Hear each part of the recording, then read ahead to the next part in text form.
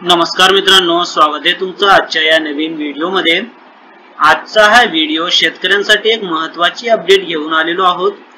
या व्हिडिओमध्ये आपण नमो शेतकरी महासन्मान निधी योजनेची स्थितीच म्हणजेच बेनिफिशियरी स्टेटस कशा प्रकारे चेक करू शकता याची आपण संपूर्ण प्रोसेस बघणार आहोत। जसे या ठिकाणी पीएम किसान सन्मान निधी योजनेअंतर्गत 6000 रुपये वार्षिक तुम्हाला जे शेतकऱ्यांना जे मिळणारे जे रक्कम आहे त्याच पद्धतीने तुम्हाला या ठिकाणी महाराष्ट्र शासनाद्वारे या ठिकाणी तुम्हाला काही रक्कम दिले जात आहे, तर त्याची स्थिती कशा प्रकारे चेक करू शकता आणि तुम्हाला किती हप्ते मिळाले आहेत त्याची कशा प्रकारे स्थिती आपण तपासू शकता याची आपण संपूर्ण प्रोसेस बघूया। तुम्हाला या वेबसाईट वरती यायचंय, याचा मी डिस्क्रिप्शन मध्ये लिंक देईन, तुम्ही डायरेक्टली पण या वेबसाईट वरती येऊ शकता किंवा या ठिकाणी जे आहे nsmny.mahaIT.org या वेबसाईट वरती तुम्ही येऊ शकता। या वेबसाईट वरती तुम्ही पाहू शकता या ठिकाणी महाराष्ट्र शासन कृषी विभागातर्फे या ठिकाणी महाराष्ट्र राज्यातील अन्नदाता बळीराजाच्या उत्पन्नासाठी या ठिकाणी उत्पन्न वाढीसाठी नमो शेतकरी महासन्मान निधी योजने राबविण्यात येत आहे। तर या ठिकाणी तुम्ही बेनिफिशियरी स्टेटस पाहण्यासाठी या ठिकाणी बेनिफिशियरी स्टेटस यावरती तुम्हाला क्लिक करायचं आहे। यावरती क्लिक केल्यानंतर तुम्ही दोन पर्यायाने या ठिकाणी तुम्ही सर्च करू शकता, जसे की रजिस्टर नंबर आणि मोबाईल नंबर द्वारे। जर तुमच्याकडे मोबाईल नंबरने लॉग इन होत असतील किंवा स्टेटमेंट तुम्ही तपासू शकत असाल तर या ठिकाणी सहजरित्या तपासू शकता। जर तुमचा रजिस्टर्ड नंबरने तुम्हाला करायचा आहे, मोबाईल नंबरने होत नसेल तर या ठिकाणी रजिस्ट्रेशन नंबर तुम्हाला प्राप्त करावा लागेल।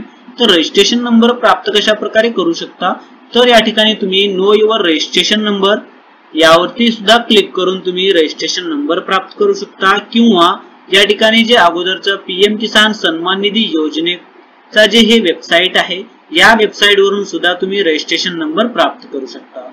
जसे की या ठिकाणी आपण गेट स्टेटस वरती क्लिक करायचंय आणि या ठिकाणी नो युअर रजिस्ट्रेशन नंबर यावरती तुम्हाला क्लिक करायचं आहे, म्हणजे आपल्याला रजिस्ट्रेशन नंबरची आवश्यकता आहे। रजिस्ट्रेशन नंबर जे आहे या ठिकाणी जर तुम्ही करत असाल नो युअर रजिस्ट्रेशन नंबर तर तुम्हाला या ठिकाणी आधार ओटीपी ची आवश्यकता आहे। तर यामध्ये जे आहे तुम्हाला रजिस्ट्रेशन नंबर तपासायचं आहे, म्हणजे रजिस्ट्रेशन नंबरची आवश्यकता आहे।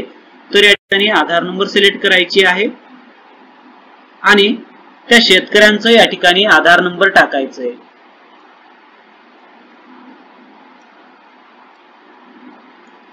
आधार नंबर टाकल्यानंतर या ठिकाणी जे कॅप्चा दाखवते कॅप्चा तुम्हाला टाकून घ्यायचंय आणि गेट मोबाईल ओटीपी यावरती तुम्हाला क्लिक करायचं आहे।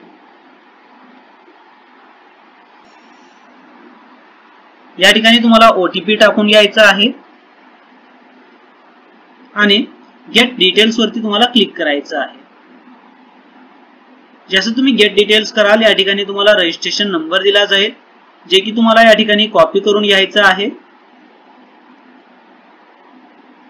आणि या वेबसाईट वरती आल्यानंतर या ठिकाणी रजिस्ट्रेशन नंबर वरती क्लिक करायचं आहे आणि या ठिकाणी रजिस्ट्रेशन नंबर टाकून आणि कॅप्चा टाकून या ठिकाणी गेट डेटा वरती क्लिक करून तुम्ही या ठिकाणी जे आहे तुमचा स्टेटमेंट जे आहे किंवा बेनिफिशियरी स्टेटस जे आहे सहजरित्या चेक करू शकता।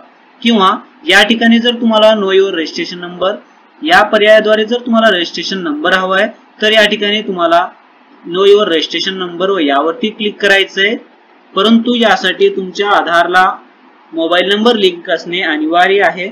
या ठिकाणी तुम्हाला आधार नंबर टाकायचंय। त्या शेतकऱ्यांचं या ठिकाणी आधार नंबर टाकल्यानंतर या ठिकाणी कॅप्चा टाकून घ्या आणि गेट आधार ओटीपी यावरती तुम्हाला क्लिक करायचं आहे। जसं गेट आधार ओटीपी कराल या ठिकाणी तुम्ही पाहू शकता या ठिकाणी रजिस्ट्रेशन नंबर जे असणार आहे रजिस्ट्रेशन नंबर या ठिकाणी तुम्हाला दोन्ही ठिकाणी सेम भेटणार आहे।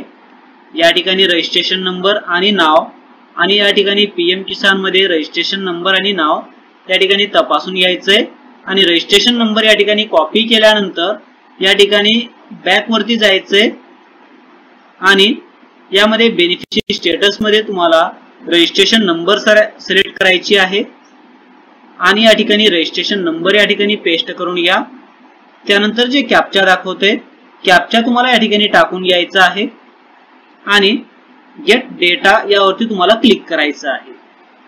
जर तुमच्या मोबाईल नंबरने जर येत असेल तर तुम्ही या ठिकाणी मोबाईल नंबरने सुद्धा करू शकता। जर ज्यांचा मोबाईल नंबरने होत नाहीये तर त्यांनी या ठिकाणी 2 पर्यायाने रजिस्ट्रेशन नंबर काढून सहजरित्या बेनिफिशरी स्टेटस या ठिकाणी चेक करू शकता।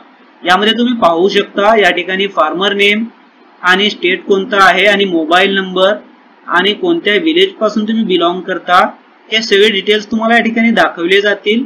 आणि यामध्ये PFMS बँक स्टेटस कशी आहे, सक्सेस आहे किंवा एलिजिबिलिटी स्टेटस काय आहे हे सगळे डिटेल्स या ठिकाणी तुम्ही पाहू शकता।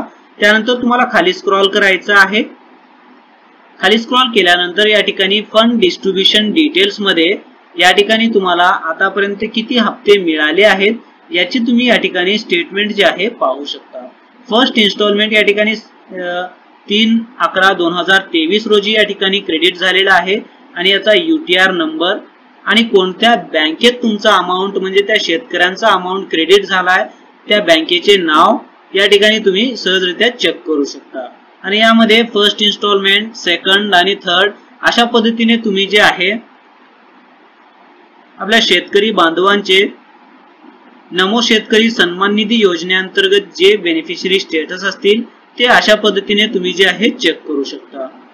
चेक करते वेळेस काही समस्या येत असतील तर मला कमेंट सेक्शन मध्ये कमेंट करून विचारू शकता। याच्या रिलेटेड आणखीन काही प्रश्न असतील तर मला विचारा। धन्यवाद मित्रांनो।